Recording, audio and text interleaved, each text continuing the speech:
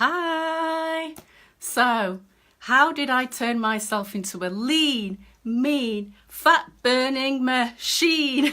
I just want to share my story with you, really. You know, as you know, I'm a love, dating and relationship coach for women who are looking for love, and I'm always talking about relationships, how to get into them and how to make them last. But really, I wanted to share my own personal story with you guys.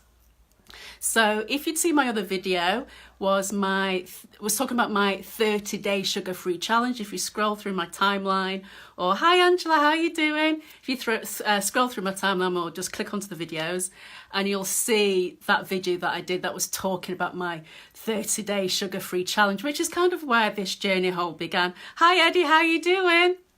Hi Samantha, how you doing? And so I just wanted to give you an update on my journey so far. So what I'm going to share with you today is about a 7-week period. I'll give you my weight loss results in pounds, in kilograms also, and in inches. So to briefly recap on my other video, which I talked about my 30-day sugar-free challenge, that was the beginning of my journey, and it's been a life-changing experience for me. Really, really quite profound. And so that started off in June. I gained I'll say a lot of weight, but I gained enough weight to make me feel uncomfortable. And not only that, but I was just bloated, like really bloated, and my belly was just really distended. I looked as if I was pregnant, you know, and I wasn't pregnant.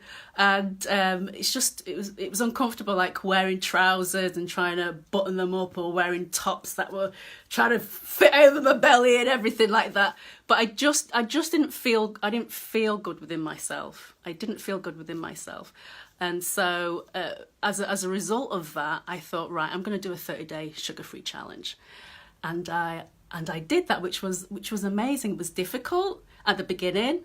I was exhausted at the beginning. I came out in a rash on my face. My skin went really dry. I came out with lots of like pimples, and I was exhausted. So it was difficult at the beginning, but after my first week, it became easier and easier. And so after doing the 30-day sugar-free challenge, like I said, just check out that video to find out more about that. I started to learn more about what actually works for me. Okay, so I'm going to talk about 2 things that I did were significant and made me have these great results and continue to make me have these great results. And so the first thing I'll talk about is that I followed a ketogenic diet, the keto diet. And so people are scared when they hear the word diet, but it's just, hi Anma, it's just a way of eating, isn't it? So I don't do calorie counting or anything like that. And I didn't do anything like that. So the keto diet, in the most simplest terms, and the way that I can describe it, is that you're following a high fat, moderate protein, and low carbohydrate diet, right? And so for those who do better in maths and percentages, I've got them all written down because my brain doesn't work that way. So that would be, you get 60 to 75% of your calories, or your food, your nutrients, from fat, 15 to 30% from protein, and 5 to 10% from carbohydrates. And so in terms of fats, I was eating lots of butter. They say fat's bad, but not from my experience. So I enjoyed eating lots of butter and avocados, or macadamia nuts, which are more high in fats.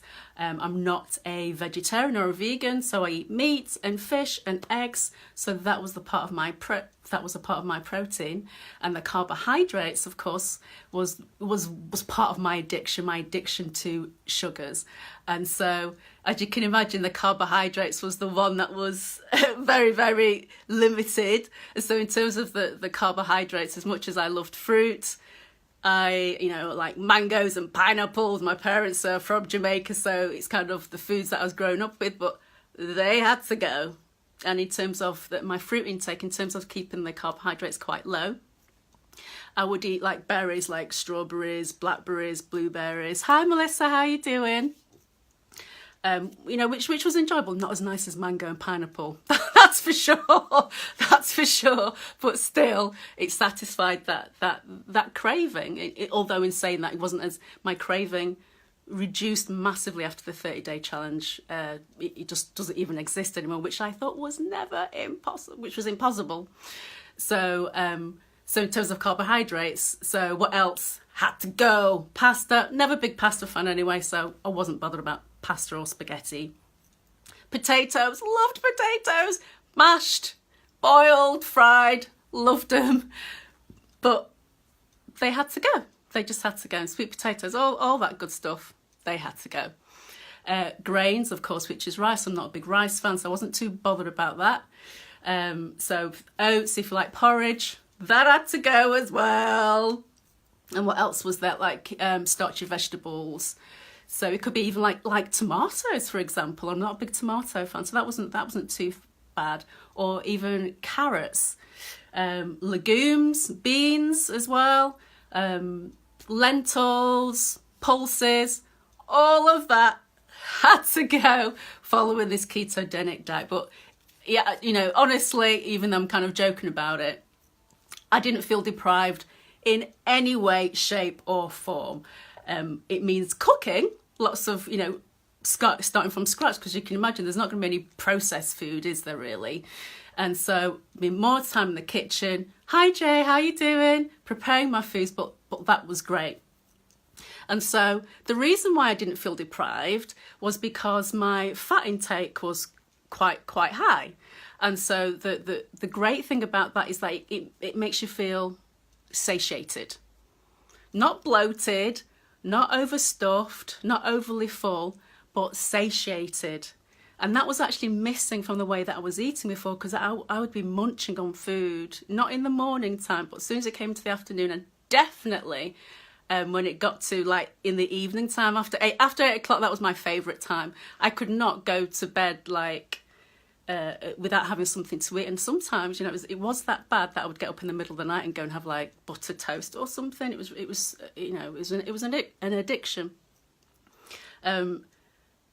So it wasn't bad, because I started to feel satiated, and actually I started to understand what it actually meant to feel satiated from eating. Do you know what that feels like? Or do you find yourself kind of like stuffing loads of food down you and never quite feeling overfull, but never actually feeling satisfied? So that was like a huge kind of like mind change for me. It's also a body change to actually understand, actually, what does my body need, and getting more in tune with my body. And so because that was happening, naturally, I started to eat less food. I wasn't restricting my calories. I don't do calorie counting or anything like that. I don't know anything about calories, to be honest. So it wasn't that. It's because I felt satiated, like I said. So naturally, I would eat less food. And of course, as a result of that, you're naturally going to lose weight, aren't you? I didn't have any sugar cravings, so I wasn't getting my fix from there.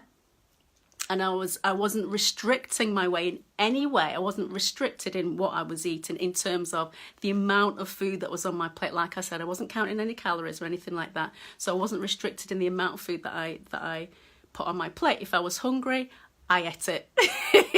But it was in those foods. Hi Andy, how are you doing? But it was those foods that I was kind of allowed to eat. So that was the first thing I did. So that's the ketogenic diet, and you can Google it, look on YouTube, you'll find all the information about it there. It's just really, really amazing. I'm just making sure I'm looking at my notes here. And so what happens when you start to change your diet and change how you're eating, instead of instead of getting all your calories from like carbohydrates, which can take you to like high energies and high lows, it can actually kind of make you a bit tense and aggressive sometimes, actually. Hey Andy, how's it doing? Looking great, keep up the good work. Thanks, thank you. Feeling good, feeling really, really good. I found that my moods really changed and became much more balanced. But I didn't just stop there with the ketogenic diet. The second powerful tool that I used is called intermittent fasting. So, you know, I'm sure maybe quite a lot of you have done fasting before, and this is intermittent fasting. So what that means is that you'd be fasting at certain periods of the day. So naturally, when you're asleep, of course, that's when you're fasting. You're not eating when you're asleep. So let's say you're sleeping for 8 hours, then you're in a natural fasting state. And so in the morning, your first meal of the day, they call it breakfast, and it's all that means is breaking your fast. And so you can actually have your breakfast or breaking your fast at any time. Now, I'm not a breakfast person, so I would typically start eating around midday. I'd have a drink in the morning. So intermittent fasting, that means there's a dedicated certain amount of time, a window that you consume your food. And so the way that most people kind of get into it, they follow, I think it's like, I've got it written down here, like a 16-8. So that means you spend 16 of your hours in a fasting mode, and then the 8 hours eating. So let's say, for example, I started at 12. That means my eating window was from 12 till 8 o'clock. Okay. So then I would eat all this good food in between that period and then stop eating. So like I said before, I was like, I couldn't get past 8 o'clock without eating. I'd be eating up until midnight, 1 o'clock in the morning. So I felt challenged by the whole idea of that. But because I made sure that I ate and I was full and satisfied, it actually genuinely wasn't a problem. So again, as you can imagine, my reduction in calories naturally went down. So I started to experiment a bit more with this, and the way that you do that is like you can close your window even more. So then I would narrow down my eating window. I'd narrow it down to like 4 hours, for example. So maybe I'd start at 2 o'clock and finish at 6 o'clock. And so it's a bit more challenging because you want to make sure you're full, you're getting all the calories and all the nutrients, so you're satisfied, and so you can go longer being in a fasted state. And some people practice something called OMAD, which is 1 meal a day, and that's obviously even more extreme. So then that eating window is for about 1 hour. I tried it once, but that really wasn't for me. It felt kind of unnatural for me. It didn't work for me personally. So I would typically have around 2 meals a day, which before was unheard of. I did no snacking whatsoever. No snacking. Again, that was just unheard of. So you can see how just naturally you're eating less and starting to burn more of your fuel. So because of that way of eating, following both a ketogenic diet and fasting, that means those periods when I'm fasting, that I'm using my energy, I'm not using my energy sources from food. So even if, like, for example, you're exercising like crazy, I like go to the gym, but if you're exercising like crazy, but you're eating loads of food, your body's gonna first has to use up the food that you've just taken in. And so if you're exercising loads but not losing weight, you need to look at that. And so because I wasn't doing that, I wasn't like over consuming on food, then my body had to start using my resources, my fat stores, my glycogen stores that are stored in my body. It had to use that as fuel. And so then what happens when you go into extended periods of fasting is that once your glycogen stores, your glucose, your sugar stores are kind of depleted or used up, then the body goes, right, where am I going to get my energy from? And it starts to burn the fat. And that's how I started to turn myself into a lean, mean, fat-burning machine. Can you see those muscles? Not really. But I am toned, though. And it's just been amazing. It really has been amazing. So let me just give you, like the results, what it was. So I started off, let me tell you my height. I'm 5'6.5". And so I started off at 155 pounds, which is 70.3 kilograms, right? And so in that 7-week period, my end weight was 132 pounds. That's 59.87 kilograms. So in a 7-week period, I lost 19 pounds. 19 pounds. It's just insane. 19 pounds in 7 weeks. And it wasn't difficult. It wasn't genuinely, it wasn't difficult. It was easy. I even experimented, like I was testing the fasting theory out. And I remember one weekend when I was down in London, I ate McDonald's. I confessed. I ate McDonald's. And, and I got, like, larged it as well, So, But I did it just following eating in a very tight window, and I remember I lost I lost like 3 or 4 pounds that week. So it's just really interesting just testing out that idea. So I lost 19 pounds. In terms of inches, I lost 3 inches off my waist, 3 inches off my belly, 2.5 inches off my hips, and 2 inches off my thighs. So that's pretty amazing. And, you know, I'm not like a huge girl. I've got a small frame, and you can actually, you know, find out on Google what your frame size is, because that makes a difference in terms of what you feel your natural weight should be. So I'm a small frame, the small, medium and large. And so, you know, I'm in my healthy range. And what I like to say is like what I feel as if I'm at my sexy weight. Hi, Elise, how are you doing? Which I think is what people, women, men would want to naturally gravitate to. So it's not dictated by what you should be, but where you feel at your best. And I can honestly say that I feel like really amazing, having gone through those few months, changed how my diet, which has really affected my mood. Just feel like high energy. You probably know me, if you know me anyway, I'm quite high energy anyway, but just full of vitality, just full more of life, really nice, stable mood, just feel good. You know what I mean? Just feel really good. So some people have asked me, you know, that was a 7-week period, which ended like in August. Have I been able to maintain it or keep on going? I've maintained it. And it's been easy, and I've not even been following like the fasting period. I've not even been following that actually, so that's really interesting.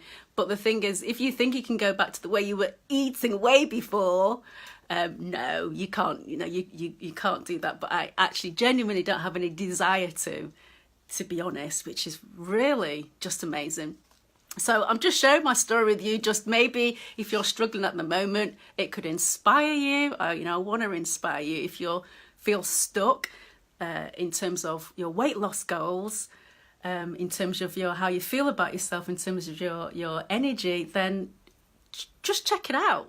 Just check it out for yourself. It's been an amazing journey for me. If you're actually following the ketogenic diet or you do any intermittent fasting, then let me know. Just drop a comment below. I'd love to hear from you.